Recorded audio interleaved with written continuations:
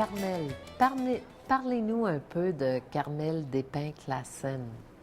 Vous êtes née à Calgary? Oui, je suis native de Calgary, dans le district de Cliff Bungalow, Mission. Oui, à 611, 23e avenue Sud-Ouest. La maison est toujours là. Oui? Oui. Et puis, vous êtes née dans une grosse famille, une grande famille? J'avais 4 frères aînés.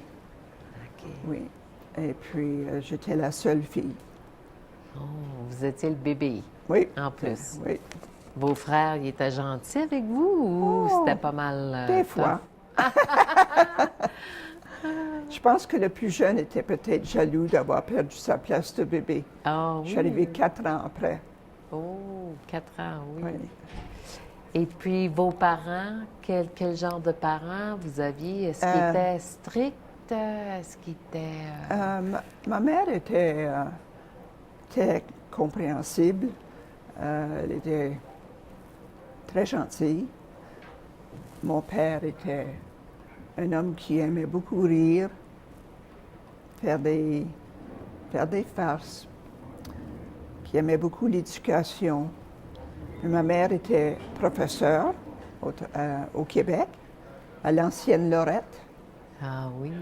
Alors, c'est peut-être pour ça que j'étais tentée de rentrer dans l'enseignement. J'ai fait mes premières études primaires à Holy Angels avec les Ursulines. En anglais, dans ce En temps-là? anglais, il n'y avait pas un mot de français. Et il n'y avait pas d'école d'immersion, pas d'école française, encore moins. Alors, nos parents ont décidé de nous envoyer en pension. Mes frères sont tous allés au Collège Saint-Jean, qui est devenu la faculté Saint-Jean. Et moi, je suis allée en pension chez les Sœurs Grises à Légal, à l'âge de 10 ans. C'était jeune, hein, Ah oui, à cet âge-là? je me suis bien ennuyée de chez nous, mais on était 6 filles de Calgary. Ah, OK. Pas d'éducation francophone ici, à ce moment-là. Ensuite, Est-ce je que suis c'était revenue. une grosse école à Légal? Quand vous étiez là? C'est une école de campagne, hein, OK. avec les Sœurs Grises. Oh, il y avait une école secondaire au couvent, je crois, oui. Et puis, j'ai fait 2 ans, puis ensuite, mes parents m'ont repris à la maison. Puis, mon père était assez maladif parce qu'il a fait une crise cardiaque à l'âge de 45 ans. Alors, il a dû se remettre de ça.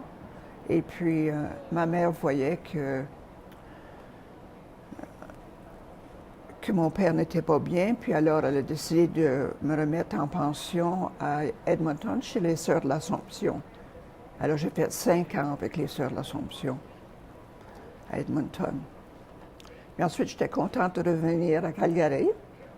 J'ai commencé mes 2 premières années d'éducation à l'Université de Calgary. Mais dans ce temps-là, on ne pouvait pas finir là. Ah non? Alors, après ces 2 premières années-là, je suis allée enseigner à Saint-Paul, au nord, et j'ai enseigné là 2 ans. En français ou en En anglais? français. En français. La moitié de l'école était bilingue, était francophone, puis l'autre côté, c'était anglophone. Alors, j'ai enseigné là 2 ans, puis j'étais chef des guides, puis cheftaine des Jeannettes, puis... C'est là que votre bénévolat a commencé, hein? Oui, oui. Mais j'étais cheftaine pour les anglophones, parce qu'il n'y avait pas de mouvement catholique. C'est Monseigneur Lucier, l'évêque, qui m'a reçu dans la grande cathédrale comme cheftaine. Wow! C'était touchant comme cérémonie. Oui. Et puis j'ai chanté dans la chorale, puis j'ai été dans leur club de dramatique. Et puis j'étais secrétaire pour le Home and School, puis secrétaire pour les professeurs bilingues. Alors j'étais occupée. Et je comprends. Oui. Et puis après, vous êtes revenu à Calgary, après Saint-Paul? Non, après ça, je suis allée finir mon bac à Edmonton, à l'Université de l'Alberta, parce que généralement, on ne pouvait pas finir son bac à Calgary. OK. C'est arrivé plus tard, ça. OK. Alors, j'ai fini en 58. OK. En éducation. Votre Oui, bac en oui, éducation? puis avec une majeure en histoire, puis une mineure en éducation physique. Oh! Puis ensuite, je suis venue enseigner à Calgary. Chez nous, je demeurais avec ma mère. Mon père était décédé en 1949. Et puis, j'ai enseigné à St. Mary's, dans le junior high, le français, puis l'histoire et la littérature, les études sociales. Et puis, ensuite, je suis montée au secondaire, à l'école des filles. J'enseignais là jusqu'à 1963. Et puis, là, j'ai décidé de me lancer dans un rêve que j'avais depuis le secondaire, quand on a eu beaucoup de religieuses qui nous enseignent. Hein. J'ai dit, je devrais me lancer dans une communauté religieuse. Alors, là, en 1963, je suis allée chez les Sœurs de la Providence à Winnipeg. Et j'ai duré 8 mois. Mais ça m'a fait beaucoup de bien. Hein? C'était une très belle expérience. Mais ma mère était malade. Elle était souffrante de cancer. Et puis, je trouvais que je devais revenir m'occuper de ma mère. Alors, c'est ça que j'ai fait. Puis, quelques années après le décès de ma mère, j'ai rencontré mon mari. Votre mari qui est anglophone? Mon mari qui est anglophone et qui est bilingue, anglais-allemand. OK. On Et a rencontré... Vous vous êtes rencontrés où? Chez Comment? des amis. OK. C'était un collègue de mon mari et c'était une amie à moi, sa femme. Puis elle enseignait des classes bénévoles en français avec moi le samedi matin. Alors, on s'est bien connus, puis on les aimait beaucoup. Oui. Et puis, vous avez eu 4 enfants? Oui, 4 fils. 4 fils. Oui, 4 fils. J'avais 4 frères, et là, j'avais 4 fils. Beaucoup de garçons. Oui.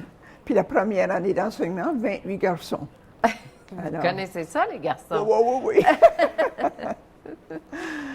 Et puis, vos enfants, est-ce qu'ils ont été capables d'aller à l'école francophone ou c'était immersion encore à Calgary? C'était l'immersion, mais mon 3e et mon 4e fils ont pu aller à l'école francophone, à Sainte-Anne, Saint-Augustin.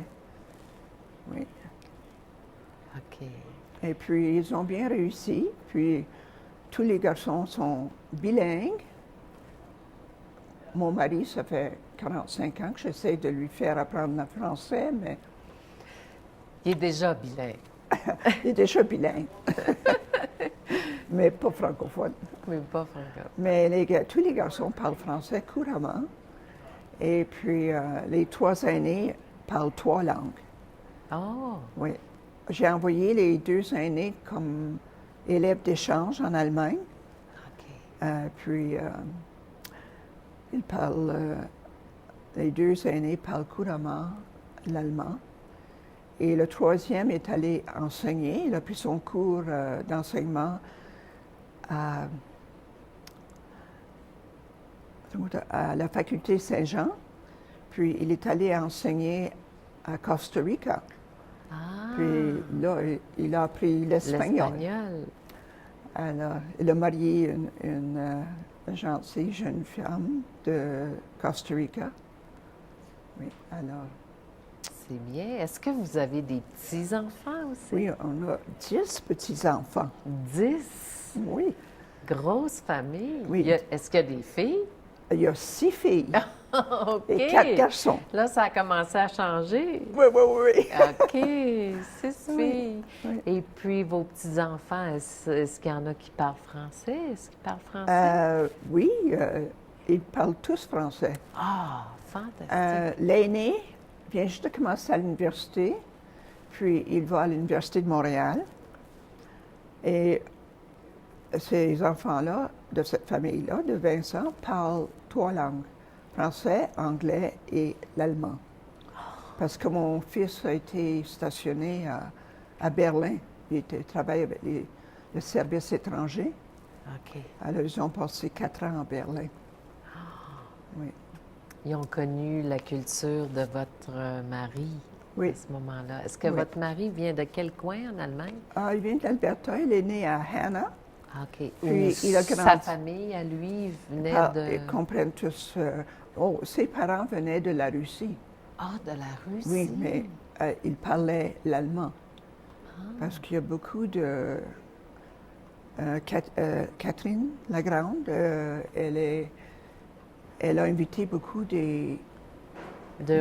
des gens de l'Europe pour venir s'établir en Russie. Puis les ancêtres de mes beaux-parents sont venus et puis ils avaient tout un établissement là. Puis ils étaient de très bons fermiers. Hein? Mais ils sont venus au Canada en 1924 à cause des troubles politiques en Russie. OK. C'est une grosse famille.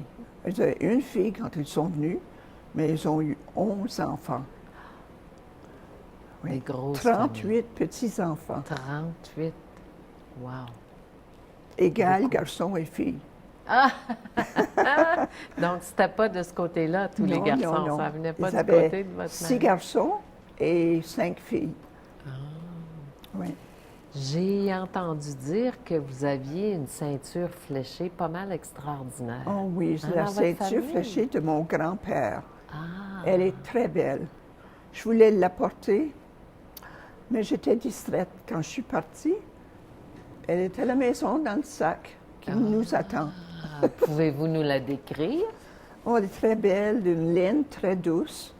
Elle a des glands de cette longueur-là. Tu peux faire le tour de la ceinture 2 fois facilement. Et puis, c'est les couleurs... quelles couleurs? C'est une ceinture de l'Assomption, du comté de l'Assomption. Chaque ceinture fléchée, je crois, a un dessin, des couleurs un peu différentes. Un petit peu différent. Puis c'est comme une flèche, hein? Pour ça qu'on l'appelle une ceinture fléchée. Fléchée, oui. Oui. Avec, c'est du rouge, du jaune. Beaucoup de rouge, beaucoup de un peu de jaune, oui, un peu de bleu. OK. Oui. OK. Elle est C'est très ça qui est belle. différent un petit peu de la ceinture traditionnelle Oui. où il y a pas mal plus de rouge et de jaune.